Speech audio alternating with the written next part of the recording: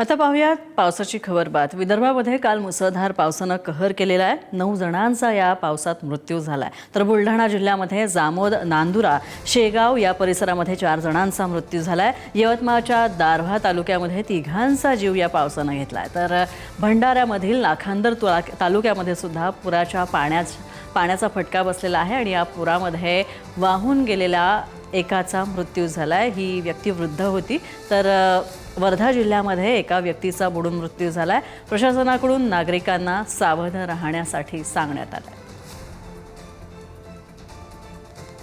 नाशिकच्या पाथर्डी दाडेगाव या रस्त्यावरील वालदेवी नदीच्या पुराच्या पाण्यामध्ये एक तरुण अचानक वाहून गेला। शुक्रवारी संध्याकाळची ही घटना आपण पाहतोय। तर या घटनेनंतर NDRF कडून शोधमोहीम सुरू असताना पाण्याचा वेग इतका वाढला की त्यामुळे NDRFची ही बोट उलटली। मात्र जवानांनी प्रसंगावधान राखलं आणि तातडीनं काठ गाठला आणि त्याच्यामुळे सुदैवानं जीवितहानी झाली नाहीये। तर बेपत्ता तरुणाचा शोध सुरू आहे।